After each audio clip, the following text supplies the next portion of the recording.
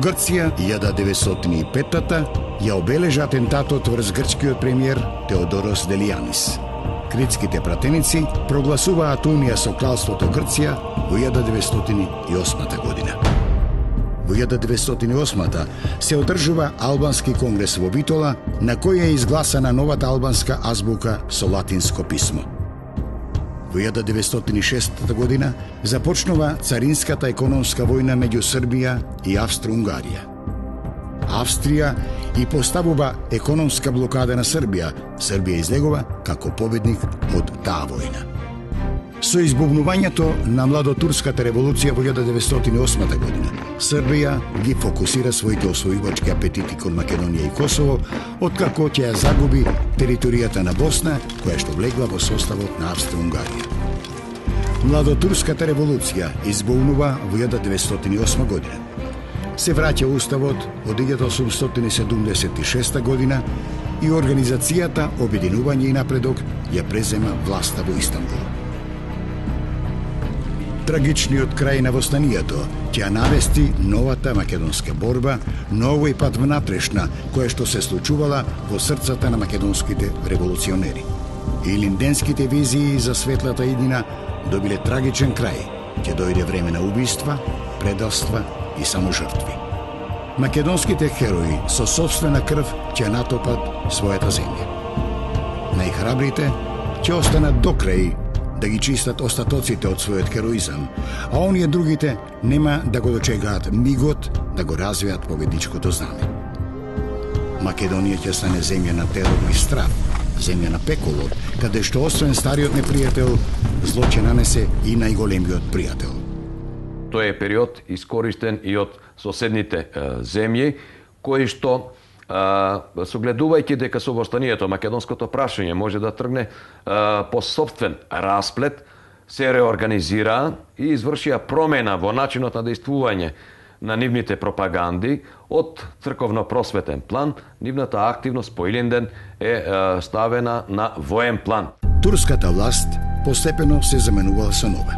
Насилнички чети и предавници од сите страни биле испратени да ја подготват земјата за уште покрвава поделба.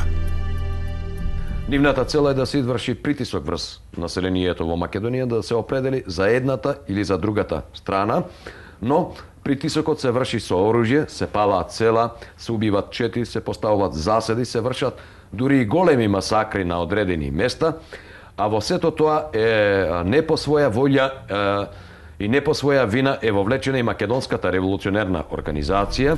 Малкумина револуционери ќе останат верни на митот за Илинден. Во годините што следат, тие ќе го преживеат повторно, за некои тоа ќе биде ужасен крај, а за други ужас без крај. Илинденското востание било задушено од османиската војска и од башибозукот на начин кој уште повеќе ја влошил безбедносната положба на населението. Дури ја засилил етничката нетрпеливост на османиската власт и на муслиманското население кон христијанското население. Во краевите во кои востанието било помасовно, особено во Битолскиот вилајет, повеќе десетици илјади луѓе ги напуштиле разурнатите домови, побарале за солниште и храна во градовите, бегале во соседните земји, а започнало и забележливо раселување во преку океанските земји. Битолскиот револуционерен округ најмногу настрада во задушувањето на востанието и тука требаше и најмногу да се работи на обновување на врските, на обновување на четите, ама и нивна реорганизација. По поразот од Илинденското востание, Македонската револуционерна организација, или поубаво кажано, Македонското револуционерно движење западна во една криза од повеќе аспекти. Најпрвин, таа мораше на својот грб да понесе сиот товар, сета морална одговорност за сета несреќа што му се случи на населението. Најголемиот дел оние револуционери, Даме Груев и другите, водечките личности, еден дел останаа во Македонија да споделуваат собствената судбина на македонскиот народ, да го охрабрат, да ја ревитализираат организацијата натри, да ја подготвуваат за продолжување борбата за ослободителното дело во едни подруги услови кои настанаа по Илинденското востание.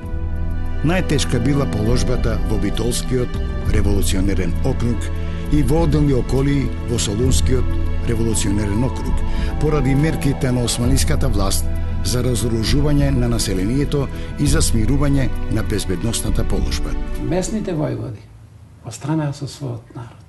Требаше сето тоа да се санира, да се уреди, да се направи нов правилник за вооружената сила, да не им се даде така големо значење сега во тој период на чети и на големи чети, туку тие да преземат улога претежно на агитационни чети, на чети кои ќе решаваат судски процеси. По задушувањето на востанието, штабовите, комитетите и војводите презеле мерки за собирање и складирање на оружјето, за тоа масовно да не се предава на османлиските власти или пак да се предава само оштетено старо оружје. Во Битолскиот револуционерен округ особено дојде до израз поддршката, помошта што ја пружаа четите при овие акции, односно да се заштити оружјето, а во исто време и населението да се заштити, да се предаде дел од оружјето, но не она што е најпотребно. Во Ресенската околија контролата ја вршил војводата Славејко Арсов. Во Битолскиот, Демирхисарскиот и Охридскиот реон таа задача им припаднала на војводите Дамјан Груев, Анастас Лозанчев, Ѓорѓи Сугарев и Христо Узунов. Ресенскиот војвода Славејко Арсов оставил мощни автентични сведоштва за крајот на востанието. Го собрав оружјето од златарската чета. Дел од Сопотската го складирав. Истото го направив и во Кривени, Крушево и Леварека. Многумина заплакаа кога го дадоа оружјето. Голем беше очајот. Им рековме дека привремено го запираме востанието поради потерите и за да ги прибереме храната, жените и слично. А напролет, ако не ни дадат слобода, ќе се биеме до смрт. Милан Матов, како член на комитетот на организацијата во Струга, запишал: Паралелно со легализирањето на четите од востанието се започна со разоружувањето на целото христијанско население. Насекаде се бараа пушки. Уследи големо тепање при предавањето и на оружјето. Како и секогаш, секаде се даваа само нескапаните скршени пушки, растурени револвери и пиштоли и никој за ништо не си ја даваше својата убава пушка. Така, турците во Вевчани дигнаа околу 25 пушки, најстар систем тетовки и кременачки. Во Долни Дримкол, дебарските власти исто така собраа по некоја скршена пушка, се разбира со големо тепање. Со тоа малку предавање ги задолживме морално турците да престанат да ги бараат, а патем тогаш во комитетот имавме на располагање 125 убави и здрави пушки со патроните. Населението од селата на повеќе околии во Битолскиот револуционерен округ со поддршка од местните организации на организацијата, од војводите и од четите кои останале во округот, направило напори да ги надмине последиците и да преживе во текот на зимските месеци. Била прифатена хуманитарната помош во облека, храна, лекови и медицинска помош од Македонскиот помошен комитет формиран во Лондон за помош на Македонија во рамките на Балканскиот комитет. Од името на Македонскиот помошен комитет во Македонија дошла 6-членна комисија на чело со англискиот публицист и хуманист Хенри Ноел Брайсворт. Помошта била делена во најзагрозените околии до април 1904 година. Нашата прва грижа беше да ги обезбедиме луѓето со покривки. Беа раздадени 10.555 волнени ќебиња, кои веројатно беа спас за стотици семејства од суровата зима. Во повеќе места, луѓето едва и да имаа храна за 2 до 3 дена.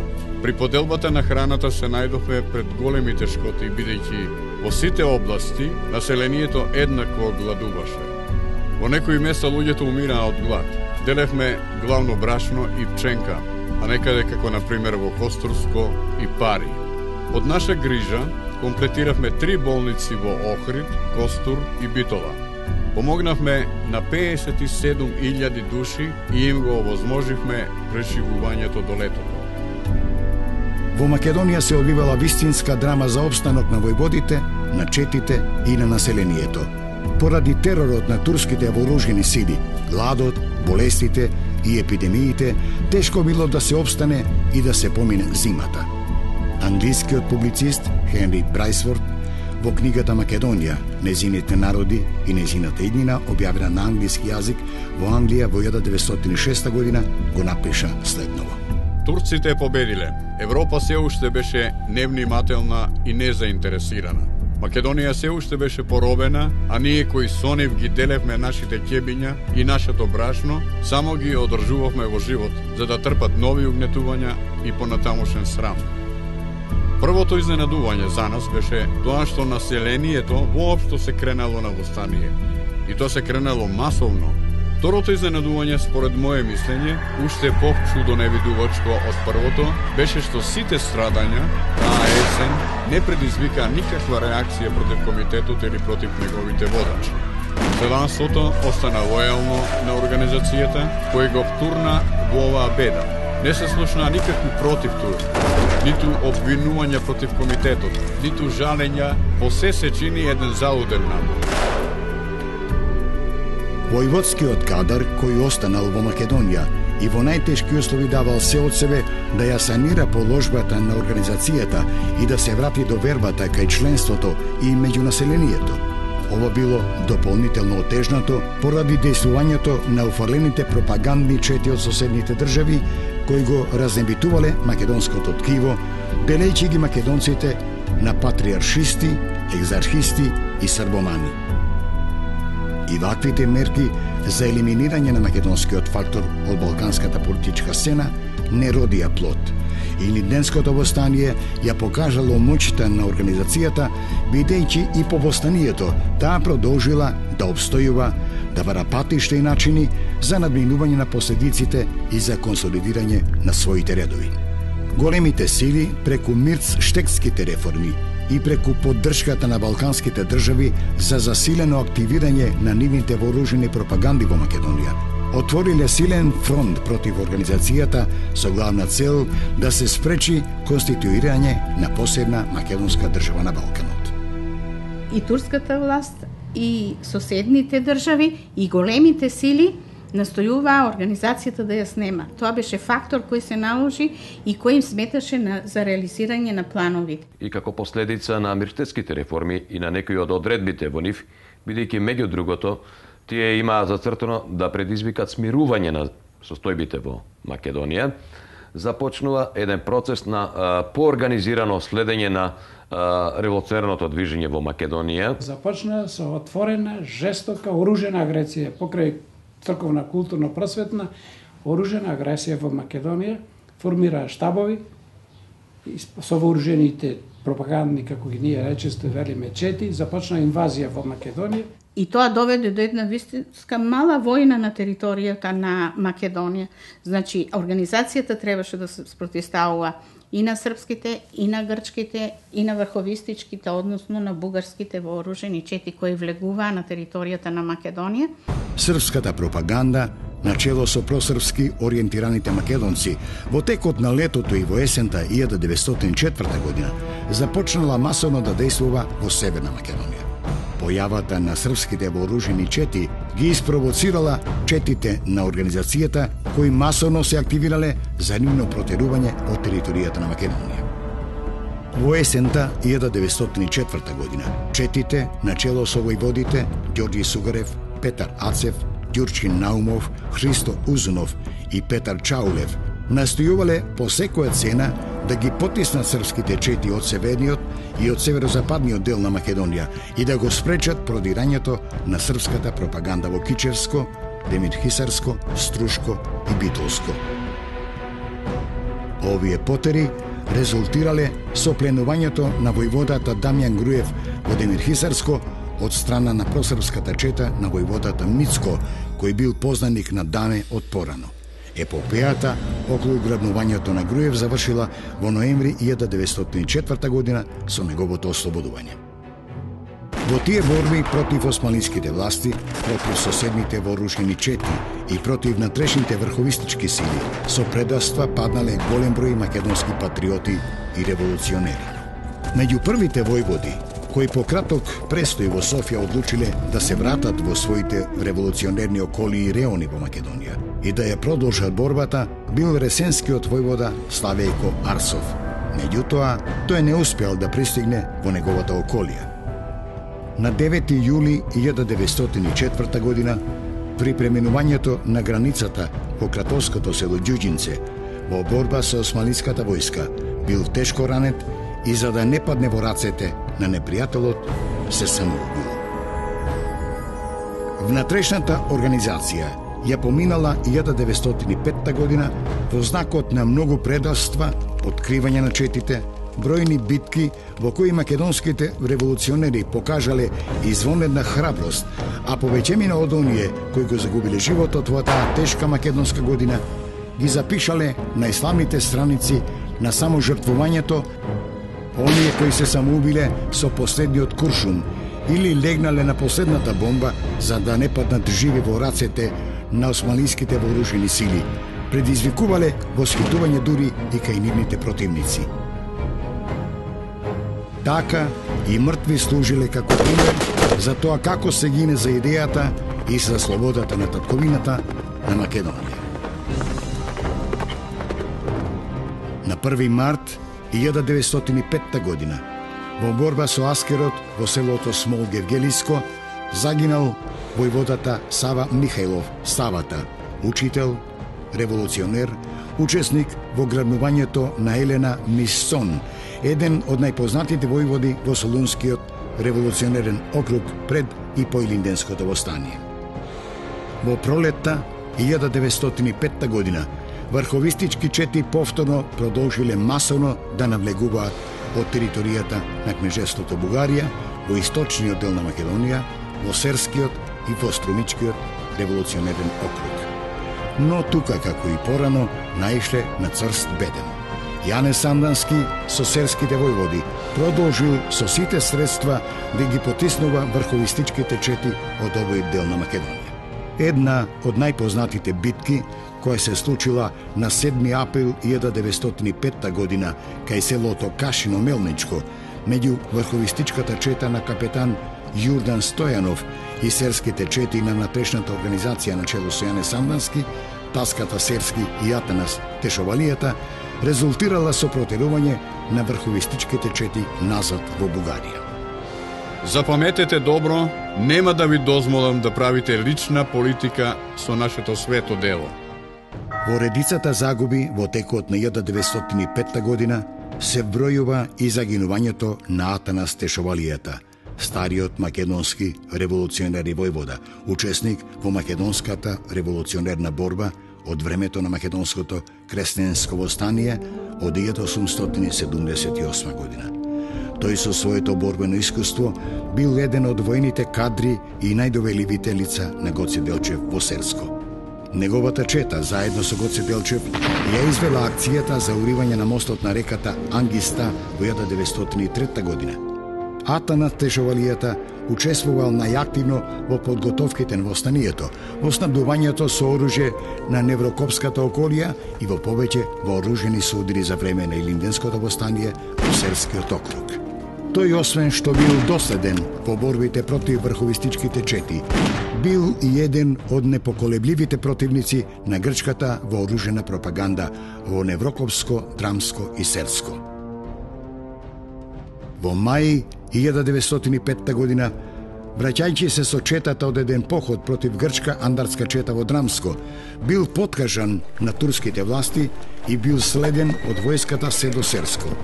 Османлиската војска ја нападнала четата на Атанас Тешовалијата, по 5-6 часовна борба четата се повлекла на планината Аливодош, но била нападната од Башибозу. Во таа борба Атанас бил тешко ранет и набрзо починал. На 11. април 1905 година во селото Цер Демирхисарско загинал Христо Узунов со целата своја чета. Узунов бил член на горското началство во Охридскиот револуционерен реон за време на Илинденското востание. По востанието учествувал на Прилепскиот конгрес од 1904 година. Бил секретар на конгресот и избран од истиот заокружен ревизор на четите на Тморо, во реоните на Охридско, Струшко и Кичевско. Христо Узунов и неговата чета биле предадени уште од Битола, како учесници во предавството се посочуваат војводата Иван Алабаков и шпионот Петар Лигушев. Четата била следена од војската на патот Крушево-Цер. Куќата во Цер, во која била сместена четата, била заобиколена од војската. Османиските власти, преку свештеникот на селото, ги повикале револуционерите да се предадат. Но Узунов не ја прифатил таквата понуда и заедно со своите соборци се велел до Кума.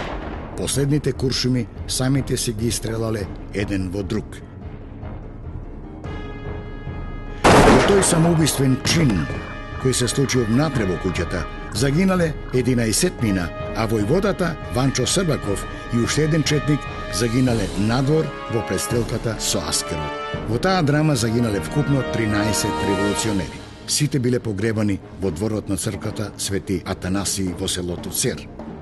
Италијанскиот офицер Етторе Лоди, кој дошол следниот ден во Цер, запишал: Труповите на 11 млади ѓунаци. Сите беа со отворени рани под градите и челото. Се самоубија за да не паднат живи во рацете на непријателот. Ни го покажаа војводата. Узунов лежеше прострен на подот со раширени раце, а погледот на неговите мртви отворени очи гледаше горе во бескрајот. Од челото уште течеше крв. Ете го она што не можам да го заборавам никогаш. Ја видов Македонија во тој момент маченица, велика, непобедива. Овој чин на саможртвата предизвикал силен впечаток и кај соборците на Узунов. Даме Груев во 1906 година при посетата на домот на Ангел, братот на Христо Узунов во Ќустендил, кај кого престојувала мајката на Христо Узунов, изнесувајќи го со чувството пред неа, за Христо рекол: Христо загина во наша Македонија, мајче. Биди горда. И јас ќе бидам вистински среќен ако завршам како него. Ако загинам таму, ако го жртвувам својот живот за слободата на Македонија. Христо Узунов во своето предсмртно писмо 24 април 1905 година, упатено до своите другари, се заколнал дека нема да ја изневери клетвата. Браќа, допуштам дека сме предадени, но верувам дека тоа е случајно. Мојот последен совет до сите другари е да бидат искрени кон делото сите оние што му служат, зашто само искреноста и чистосрдечноста ја издигнале внатрешната организација. И пак тие ќе ја спасат од анормалноста во која е поставена од недобросовесни наши другари. Да гледате колку што е можно побрзо да ги уништите оние досега раководни сили на организацијата кои му нанесоа штета на делото, како што е Сарафов, а не да се накажуваат само прости работници. Нашата идеја ќе биде постигната. Ете зошто ќе умрам спокоен со чиста совест пред законите на нашата света организација. Досега немарно со ништо не сум се напакостил на делото. А ако сте забележале во мене некои грешки, бидете уверени дека тие станале против мојата волја. Молам извинување.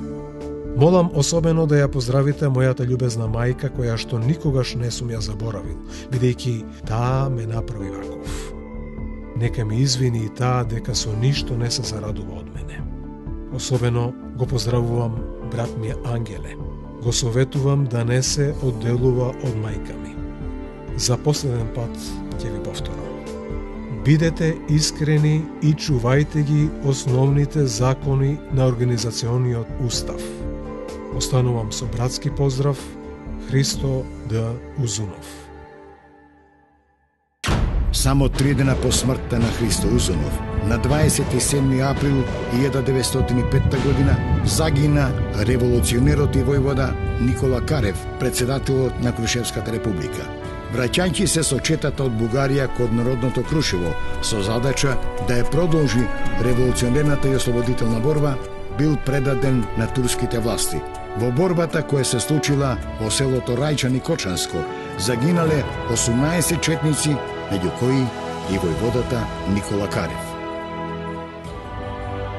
Следната загуба се случила во Кратовско на 25 јуни 1905 година со загинувањето на војводата Атанас Бабата.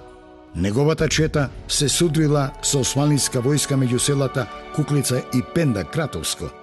Откако ја истрошиле муницијата, револуционерите направиле подвиг на саможртва. Ги искршиле пушките и двогледите, ја уништиле архивата и со последните куршуми од револверите се самоубиле за да не паднат живи во рацете на аскерот. Трагедијата продолжила на 15 август 1905 година над пазарот во Битола, каде што бил обесен војводата Александар Турунџев од селото Врбен и Леринско, четник и војвода во Леринско пред, за време и по Илинденското востание. Во 1904 година бил предаден од шпиони во селото Ајтос, бил уапсен од властите, затворен во Битола и осуден на смрт со бесење. Токму во тој период се случил уште еден настан поврзан со една од четите на внатрешната организација.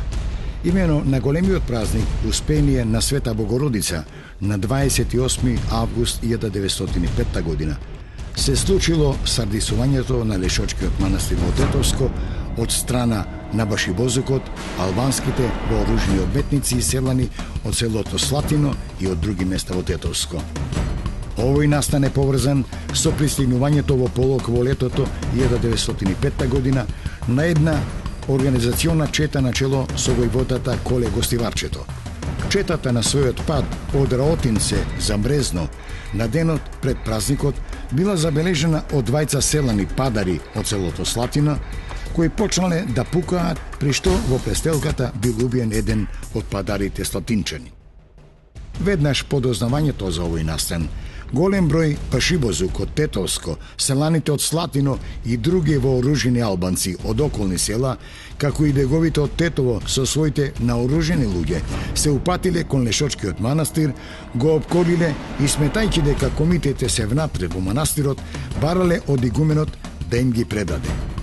Игуменот Еротеј, не сакајќи да ги изложи на опасност околу 3000 верници христијани македонци кои се нашле за време на празникот во манастирот, одбил да ги отвори портите, напротив, ја организирал одбраната на манастирот и упорно тврдел дека во него нема комити.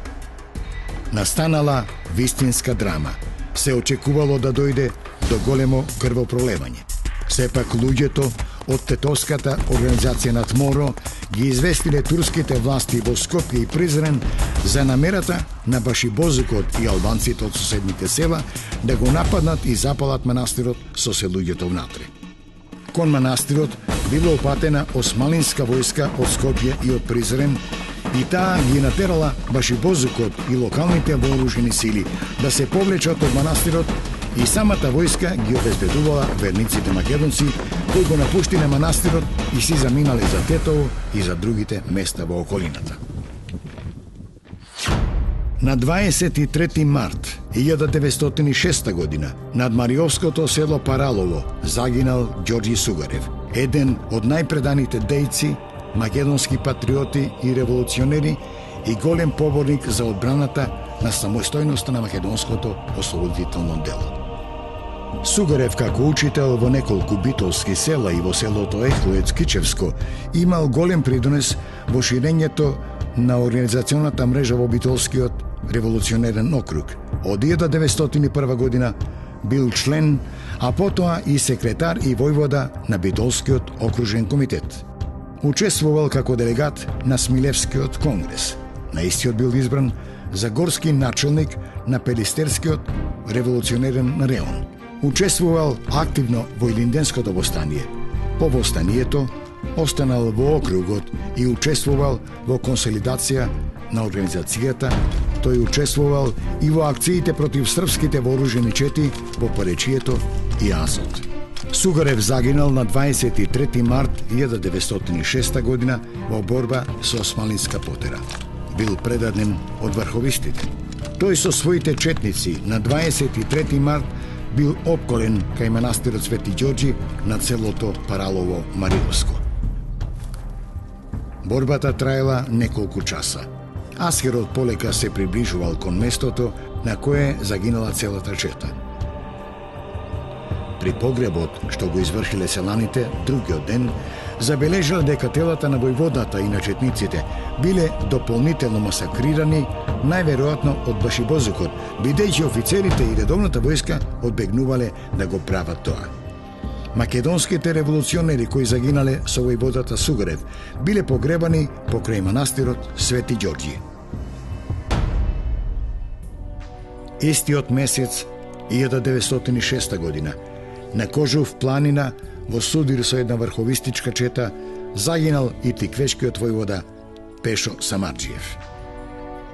На 23 декември 1906 година се случило уште едно предавство и убиство, во кое згаснал животот на еден од основачите на организацијата и член на Централниот комитет Дамјан Груев. Тој бил ранет во селото Русиново, а потоа убиен од османлиските војски на врвот Петлец на планината Ограштен. Даме Груев, Сандо Китанов и уште еден член од местната организација од селото Владимирово, при повлекувањето од селото во правец на планината, биле откриени по трагата на крвта која останувала во снегот од раната на Даме. Следниот ден, на 24 декември, османлиските војни власти наредиле убиените да бидат погребани. Селаните од Русиново ги погребале револуционерите во еден гроб кај Русинската црква. Во истата 1906 година во Малешевијата се случиле повеќе судири меѓу четите на внатрешната организација и врховистите, кои се обидувале да престојуваат во Малешевско или да преминуваат од тука за во Централна и Југозападна Македонија.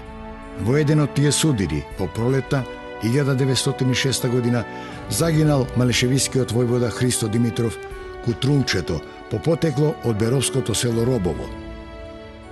Истата година во Малешевско загинал и војводата Андреј Докуршев од Велес.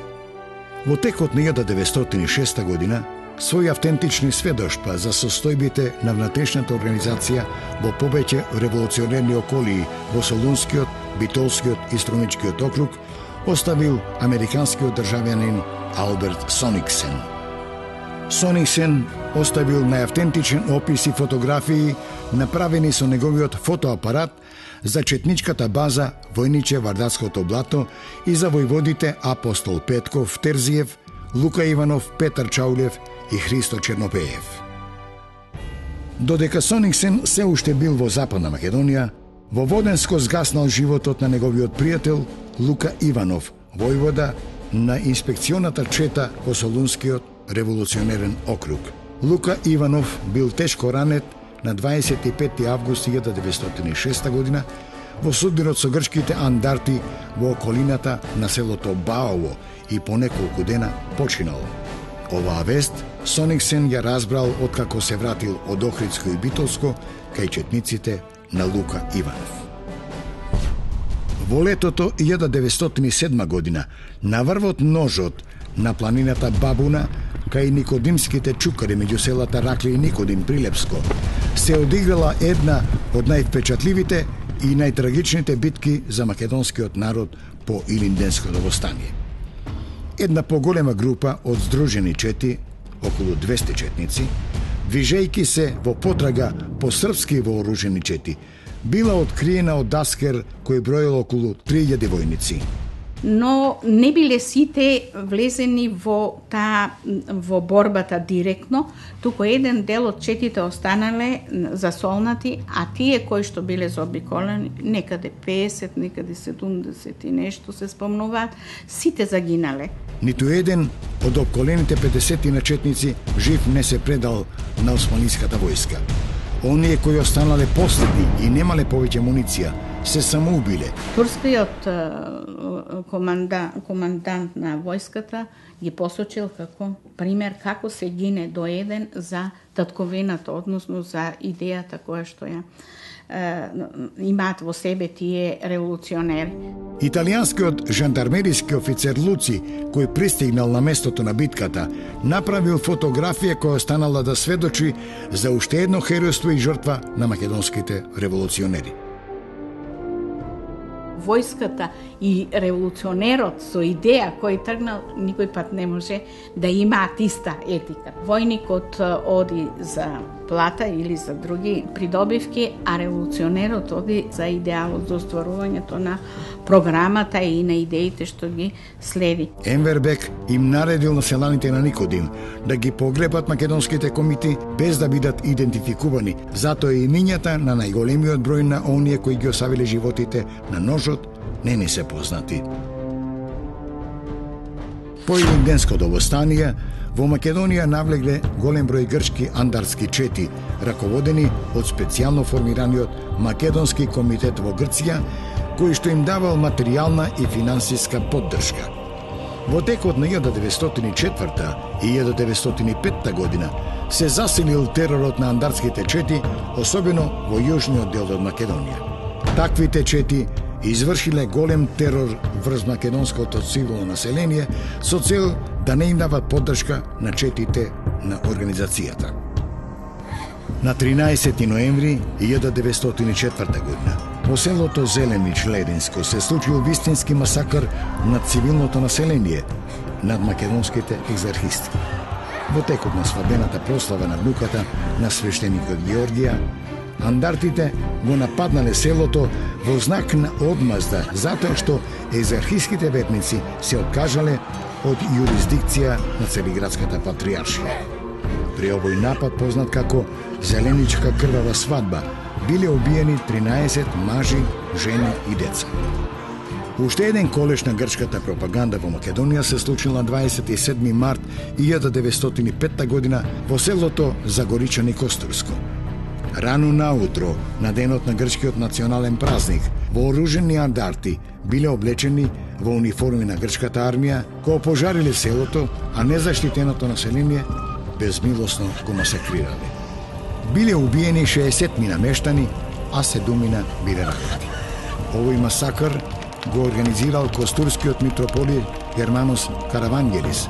Конзулите на Русија и на Австро-Унгарија од Битола, кои веднаш по настанот го посетиле Загоричани, останале потресени од гледката што ја виделе. Тие изјавиле дека ни осмалиите не направиле нешто слично во времето на Илинденското востание.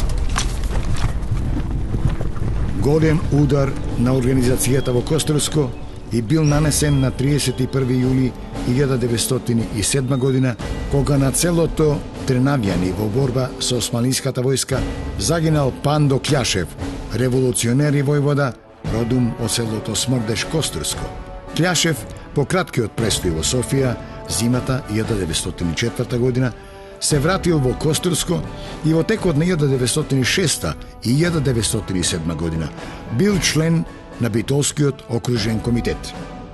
Разгорената борба со грчките вооружени чети и загинувањето на неговиот другар Атанас Кршаков дефинитивно повлијаеле Кљашев да се врати назад во Македонија.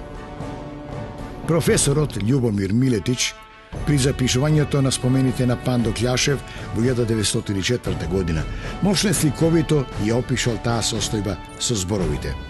Кљашев без прекин повторуваше дека брзо да замине во својот крај, кога ќе заврши испрашувањето на кое го подложив, за да ги остави таму своите коски како жртва на се уште незавршеното народно дело.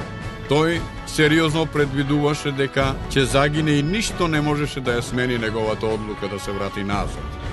Тоа е таа трагика на македонските револуционери кои настојувале и по легален пат, и како војводи, и како организирана сила, да ја санираат положбата, но многу тешко се било променето. Сите се свртеле против организацијата.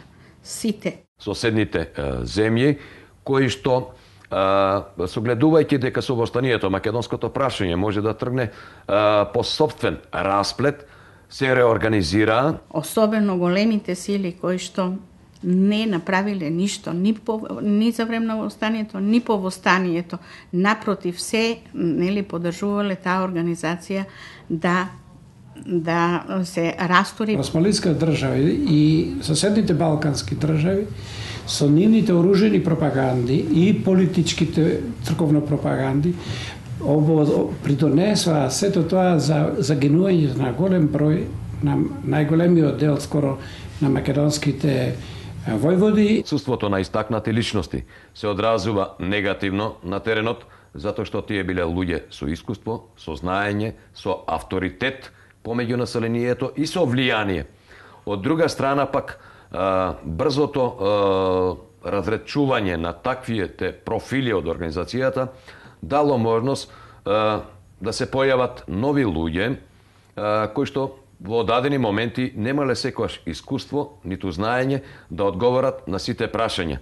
Едноставно обезглавена беше револуционерната организација, односно обезглавен македонскиот народ, докато 10 Ковано беше кадровски револуционерната организација и тоа се далекосежните трагични последици и од тука произлегува она што не се случуваше после во времето на балканските војни. Но немало место за нова држава.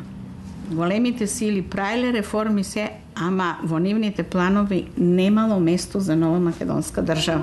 Странец тешко можел да ја разбере смислата на загубата на такви револуционери, стамени и до фанатизам приврзани кон македонското ослободително дело во периодот кога организацијата навлегувала во фазата на постепено згаснување. Македонските револуционери гинале не затоа што биле разочарани од сопствената трагедија. Надпротив, тие тоа го правеле во името на татковината. Сите тие кои оделе свесно да го положат животот за Македонија биле вистинските херои. Тие сакале или да бидат корисни за ослободителното дело, или да го положат животот пред олтарот на Македонија. Впрочем, тоа била нивната заклетва: слобода или смрт.